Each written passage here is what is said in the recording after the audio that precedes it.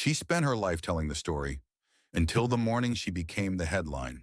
4 a.m., Mason City, Iowa. Jodi Huisentruit was running late for her morning broadcast. She made it to her car, but she never made it to the studio. A bent key, scattered shoes, drag marks in the gravel. At 6 a.m., the cameras turned on, but the anchor chair was empty. 30 years later, nobody has been charged. Nobody has been named. June 27, 1995. Jodi Huisentruit was a 27-year-old morning news anchor for KIMT-TV. She was outgoing, ambitious, and loved by her viewers. But on this humid summer morning, Jodi was running late. She had overslept, which was unusual for her. At 3:45 a.m., her producer called her apartment to wake her up. Jodi answered, said she'd be right there, and prepared to leave. It was a journey of just a few minutes to the station. She never arrived. At 6 a.m., the opening graphics for the morning news rolled. The cameras turned on, but the anchor chair was empty. Her producer had to fill in, reading the news while wondering where Jodi was. By 7 a.m., a call was placed to the police. What officers found in the parking lot of Jodi's apartment complex was chilling. Her red Mazda Miata was still parked there.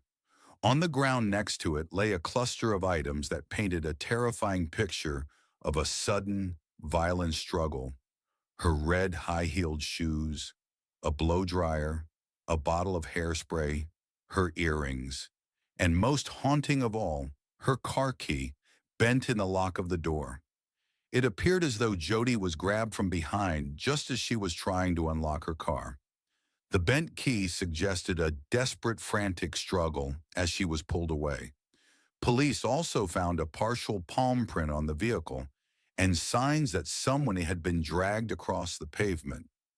A neighbor later reported hearing a scream around 4:30 a.m., but didn't call police at the time, thinking it was just typical noise.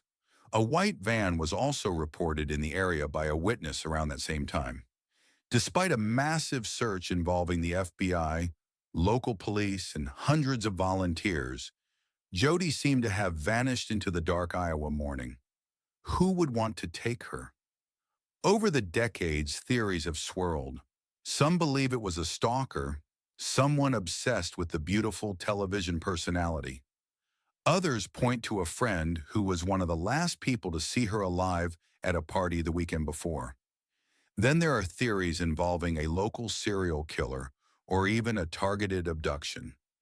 Yet despite thousands of interviews and countless tips, no one has ever been charged.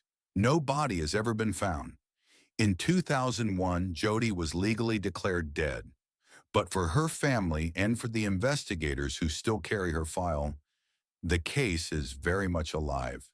Jodi Huisentruit's story is a stark reminder of how quickly a life can be interrupted and how a sea of evidence can still leave us in the dark. Whether you've seen my videos before or this is your first time, please subscribe to Unanswered Evidence and toggle notifications to stay in the loop for next week's case. Drop your theory in the comments.